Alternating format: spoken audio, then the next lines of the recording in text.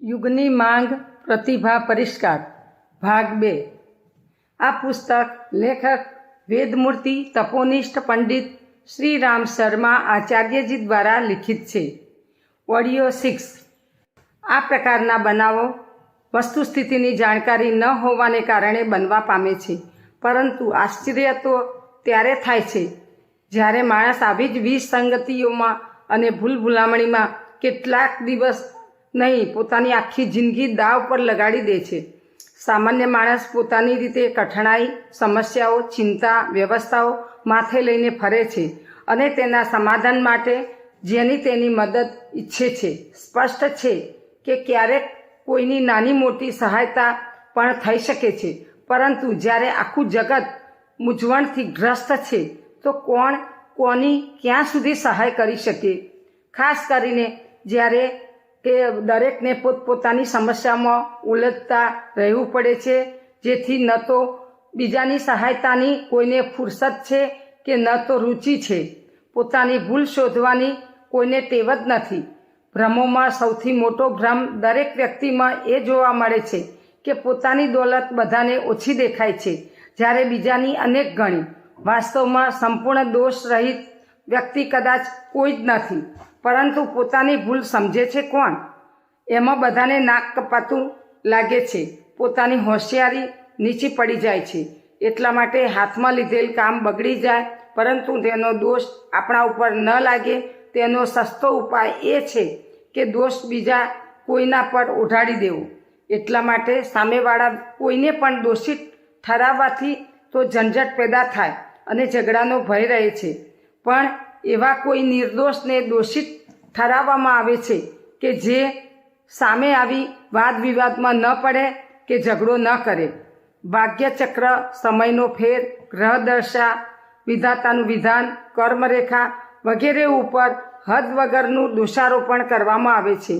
જેના પર દોષ ઓઢાડવામાં આવ્યો હોય તે પોતાની રજૂઆત કરવાની સ્થિતિમાં તો હોતો નથી। આવી સ્થિતિમાં આરોપીને પોતાની માન્યતા વધુ સુનિશ્ચિત હોવાનો મત જાહેર કરવામાં કોઈ મુશ્કેલી પડતી નથી। એક તરફ બીજા ઉપર લાંછન લગાડવાની પ્રવૃત્તિ ચાલે છે, જ્યારે બીજી તરફ આત્મસમીક્ષા ન કરવાની વૃત્તિ માણસને ભ્રમિત બનાવે છે। એક દુષ્કલ્પનાથી મોટાભાગના લોકો ઘેરાયેલા હોય છે કે પોતાની શક્તિ અકિંચન જેવી છે, તેને વધારવા આપણે શું કરી શકીએ? ઉત્કર્ષનો સુયોગ મેળવવો આપણા હાથમાં નથી। સારું કરવા માટે જેટલા પ્રયત્નની જરૂર હતી તેટલો પ્રયત્ન કરી ચૂક્યા, તેનાથી વધુ કંઈ કરી શકવાની તક જ ક્યાં હતી? આ પ્રકારની વાતો વિચારી આત્મસમીક્ષા, આત્મસુધાર, આત્મનિર્માણ અને આત્મવિકાસની તક ગુમાવવામાં આવે છે।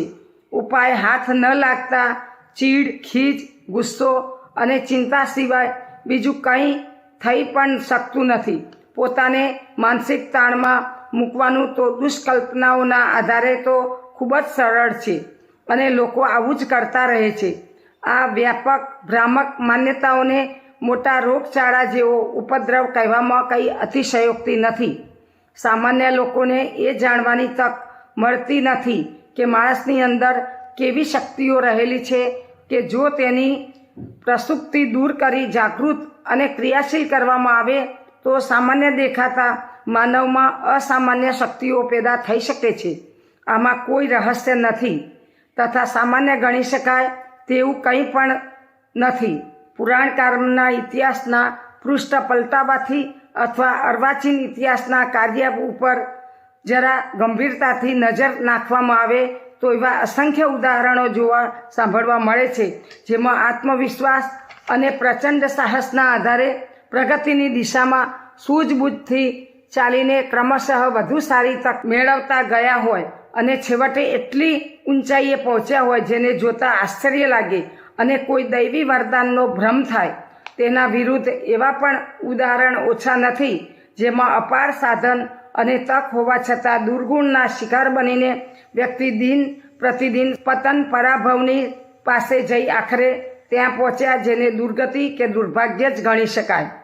સામાન્ય માણસો આપણી પૃથ્વીને ત્યાંને ત્યાં સ્થિર ઊભેલી માને છે, પરંતુ જેઓ જાણકાર છે તેઓ વિશ્વાસપૂર્વક કહે છે કે પૃથ્વી પોતાની ધરી ઉપર ભમરડાની જેમ ફરે છે, સૂર્યની પરિક્રમા કરવા માટે તીરની જેમ સડસડાટ દોડે છે.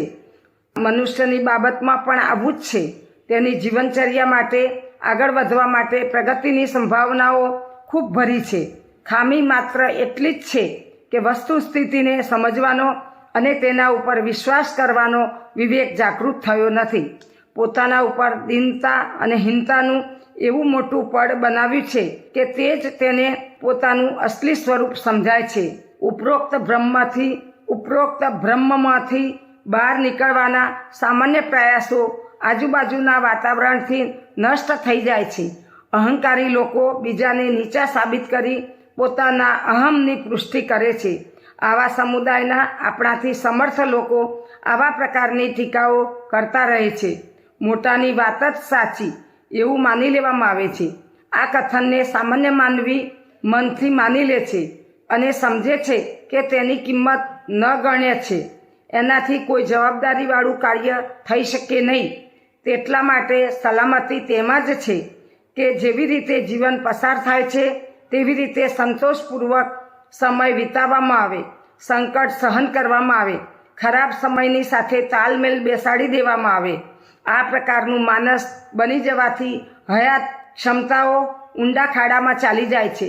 ક્ષમતાઓને જાગૃત કરવાનો જ્યારે અંદર કે બહારથી કોઈ પ્રયત્ન જ ન કરવામાં આવે તો ઊંચે ઉઠવાની, આગળ વધવાની ભાવના જ ક્યાંથી રહે? તે દિશામાં કંઈ પ્રયત્ન કરવાનો સવાલ જ ક્યાંથી રહે? જ્યારે ઉમંગ જ નાશ પામ્યા હોય ત્યારે આગળ વધવાની તક આકાશમાંથી છાપરું તોડીને થોડી પડવાની છે. સંસારમાં પૈસાની ચમક ઘણી જગ્યાએ જોઈ શકાય છે અને તેનાથી ઘણી વસ્તુઓ ખરીદી પણ શકાય છે. તેની સજાવટ પણ પોતાની ચમક દમક દેખાડે છે અને આશ્ચર્યચકિત કરે છે. કોઈનું રૂપ લાવણ્ય મનમોહક હોય છે. કલાકાર, વ્યવસાયી અને ગુણવાન હોય તેવા ઘણા હોય છે, પરંતુ એવા બહુ ઓછા હોય છે જેમણે પોતાના સાહસ અને પૌરુષના આધારે મુસીબતો સામે ટક્કર લઈ પ્રગતિ કરી હોય, જેમણે નીચે પડેલાને ઊભા કર્યા હોય, ઊભેલાને ચલાવ્યા હોય, ચાલતાને દોડાવ્યા હોય અને દોડતાઓને ઉછાળ્યા હોય. તેવા ઓછા હોય છે. પોતાને રસ્તે તો દરેક ચાલતા હોય છે, પણ વખાણ તેમના થાય છે જેઓ પોતાની નાવમાં અનેકને બેસાડી આ પારથી પેલે પાર લઈ જાય છે. તેને દુર્ભાગ્ય જ કહેવું જોઈએ કે આવું પ્રચંડ સામર્થ્ય દરેક વ્યક્તિની અંદર હોવા છતાં તેનો સદુપયોગ કરવો તો દૂર, તેને ઓળખી પણ શકાતા નથી. આત્મવિસ્મૃતિ એ એવો શાપ છે કે જેને લોકો જાણે અજાણે અપનાવે છે અને પોતાના માથે લઈને ફરે છે. આને જ કહે છે પ્રતિભાનો અભાવ. ક્યારેક મોટા પહેલવાનો પણ આંતરિક દ્રષ્ટિથી પોકળ જેવા જણાતા આશ્ચર્ય થાય છે. શરીર બળનું પ્રદર્શન તો બકરા અને ભેંસો સામસામે માથા ભટકાડીને પણ બતાવે છે. તેતર અને કૂકડાની પણ લડાઈ જોવા મળે છે, પણ આ સાચા બળનું પ્રદર્શન નથી. ઊંડાઈમાં ઉતરવું હોય તો જોવું પડશે કે મનની કઈ દિશાધારા આ બળનો પ્રયોગ કરી રહી છે. ગુંડા, આતંકવાદી, આતતાયી, અનાચારી પોતાનો રોપ બતાવે છે. બીજા ઉપર પોતાની ધાક જમાવી તેમને ડરાવી સારું ખોટું ગમે તે કરાવી લેવું એ જ એમનું કામ હોય છે. આવા લોકોના શારીરિક બળને કેમ કરીને વખાણવું? આ જ વાત બુદ્ધિબળ, ધનવાનની બાબતમાં પણ છે. તેનો દુરુપયોગ કરવાવાળા પોતાના માટે નિંદા અને બીજાના માટે દુઃખ પેદા કરે છે. કલાનો પણ દુરુપયોગ ઓછો નથી થયો. શૃંગારિતા, વિલાસિતા, અનૈતિકતા જેવી પશુ પ્રવૃત્તિઓને ભડકાવવામાં સંગીત, ચિત્રકલા, સાહિત્ય વગેરેની મદદ ઓછી લેવામાં નથી આવી. તો આવી કલાના વખાણ ક્યાંથી થાય કે જે અનેકને આકર્ષિત, પ્રભાવિત તો કરે છે, સાથે પૂરી કિંમત પણ વસૂલ કરે છે, પરંતુ તેના પરિણામો તરફ દ્રષ્ટિપાત કરતા તો કહેવું પડે કે આવા કલાકાર પોતાની કલા ન બતાવતા સામાન્ય લોકો જેવા રહ્યા હોત તો સારું થાત. કમસે કમ પોતાની કલાથી લોકોને કુમાર્ગ પર ચાલતા તો ન કર્યા હોત. શું મળ્યું તે જોવું પૂરતું નથી. તપાસ તેની પણ કરવી જોઈએ કે તેનો ઉપયોગ લોકહિત માટે કેવો અને કેટલો થયો. જો આ કસોટીને છોડી દેવામાં આવે તો પછી સાપ વિંછીની શરીર રચના પણ પ્રશંસાપાત્ર બનશે. ચિત્તા અને વરુણ પણ બીજાની સરખામણીમાં વધુ બળવાન હોવાથી પ્રતિષ્ઠાના પાત્ર બનશે. પછી તેમના મારથી ડરવાની અને બચવાની કોઈ જરૂર ન રહે. વખાણવા યોગ્ય તો એવું બળ કૌશલ છે જેનો ઉપયોગ સદુદ્દેશ માટે થયો હોય, નહીતર વધેલી પ્રતિભા બારહસિંગાના વધેલા શિંગડા જેવી છે, જે દેખાવમાં તો કુતૂહલપૂર્ણ લાગે છે, પરંતુ તેનાથી કોઈનું કંઈ કલ્યાણ થતું નથી. આ વિશ્વની સૌથી મોટી શક્તિ. સંસારના વિસ્તૃત ઇતિહાસના ભૂતકાળ પર નજર નાખતા માલુમ પડે છે કે લાલચ, વાસના અને આકાંક્ષાઓથી તો લોકોને અનેક દુઃખો પેદા થયા છે, પરંતુ તેમનામાંથી સફળતા બહુ ઓછાને જ મળી છે. કારણ કે મૂલ્ય ચૂકવવા ખિસ્સામાં એક પણ પૈસો ન હોય, એટલે સજાવટવાળી ગમે તેટલી સારી દુકાન હોય તો તેની વસ્તુઓ જોઈ નિરાશ થઈ પાછા આવવું પડે. દુકાનમાં એકથી ચડિયાતી વસ્તુઓ વેચાય છે, પરંતુ દરેકના બદલામાં કિંમત ચૂકવવી પડે છે. જો કિંમત આપણી પાસે ન હોય તો રખડી થાકી નિરાશ થઈ પાછા આવ્યા સિવાય બીજો કોઈ ઉપાય જ નથી. બીજી તરફ તેઓ છે જે લાખોનો માલ થોડા સમયમાં ખરીદી વેચીને ઘણો જ નફો મેળવે છે. ભાગ્યનો ઉદય, વરદાન અને અનુદાન કૃપાના નામે ઘણું ખરું મેળવવાની ઈચ્છા કરવામાં આવે છે, પરંતુ આ બધું મળીને પણ ઝાકળના બિંદુથી વધારે કંઈ બનતું નથી. મોતી માણસના મહેનતના પરસેવામાંથી ટપકે છે અને દોલત હાથ જ ખોદે છે. પ્રગતિ માટે હિંમત અનિવાર્ય શરત છે. સાધન કોઈ ગમે તેટલા ભેગા કરી લે, પરંતુ તેને સુવ્યવસ્થિત, સુનિયોજિત કરવામાં ન આવે તો સાધનો પણ રિસાઈને પલાયન થઈ જાય છે. શક્તિની ગરિમા, મહત્તા તો ખૂબ છે, પરંતુ જે તેના સંચાલનની વિધિ જાણે છે અને સમજે છે તેની પાસે જ તે રહે છે. આ સંસારમાં એકથી ચડિયાતા નિર્માણ કાર્ય થયા છે. પનામા તથા સુએઝની નહેર, પીઝાના ઢળતા મિનારા, ચીનની દિવાલ, અંગકોર વાટ, કંબોડિયાના ખંડેરો, મિસ્રના પિરામિડ, આગ્રાનો તાજમહેલ, હાવડાનો પુલ જેવા નિર્માણ કાર્યો જોઈ લોકો આશ્ચર્યચકિત તો ખૂબ થાય છે, પરંતુ આ નિર્માણ માત્ર સાધનોના ઢગલા કરવાથી નથી થઈ ગયા, પરંતુ તેની પાછળ કેટલાય લોકોની કલ્પનાની યોજના બની અને પ્રત્યક્ષ માળખું ઊભું કરવામાં કેટલી કુશળતા અને એકાગ્રતા વાપરી છે.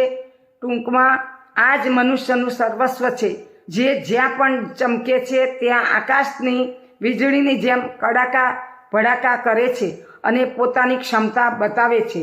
ડાર્વિનના મતાનુસાર સામાન્ય માણસને વાંદરાનો વંશજ અને વનમાનુષ માનવામાં કંઈ વાંધો નથી. પ્રાણી વિકાસના વૈજ્ઞાનિકો એક જ વાત કહે છે કે સૃષ્ટિની શરૂઆતમાં માત્ર અમીબા કક્ષાના એક કોષીય પ્રાણી ઉત્પન્ન થયા, પરંતુ તેમનામાં પ્રબળ ઈચ્છા શક્તિ હતી, જેમાંથી હલચલ પેદા થઈ અને મનોબળયુક્ત ક્રિયાશીલતાથી યોગ્ય કક્ષાના કાયાકલેવર બનવા લાગ્યા. અંગો પેદા થયા, સ્વભાવ અભ્યાસ બન્યો અને તેમને પોતાના નિર્વાહના સાધનો મેળવવાની તકો મળતી ગઈ.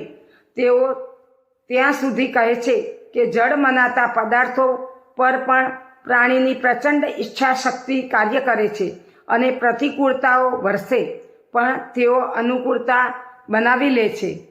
લોકોને પૈસા, રૂપ, સૌંદર્ય, શિક્ષણ, પદ, સન્માન અને સહયોગની કિંમતની તો ખબર છે અને તેના માટે લલચાતા રહી તે પ્રાપ્ત કરવા ભાગ દોડ તો કરતા રહે છે, પરંતુ તેમને એવી કોઈ સફળતા નથી મળતી જે અર્ધમૂર્છિત, અર્ધમૃતક, આળસુ, પ્રમાદી, નિરાશ, હતાશ કક્ષાના કીચડમાં ફસાઈ રહેવા ના પાડી દે. અંદરથી પેદા થયેલ શક્તિ બહારના દરેક ક્ષેત્રમાં વર્ચસ્વનો પ્રભાવ અને પરિચય પગ પર દેખાડે છે. તમામ પ્રજાતિઓ તથા દરેક રચના એ પ્રસ્તુત કરે છે કે તે પોતાના સંકલ્પ બળથી જ પેદા થઈ આગળ વધ્યા છે. તેમણે પોતાના નિર્વાહની વ્યવસ્થા પણ સંકલ્પ બળથી જ કરી છે અને પ્રકૃતિની જરૂરિયાતો પૂરી કરવા કોઈ અજ્ઞાત પ્રેરણા દ્વારા પોતાની જાતને ઘડી છે.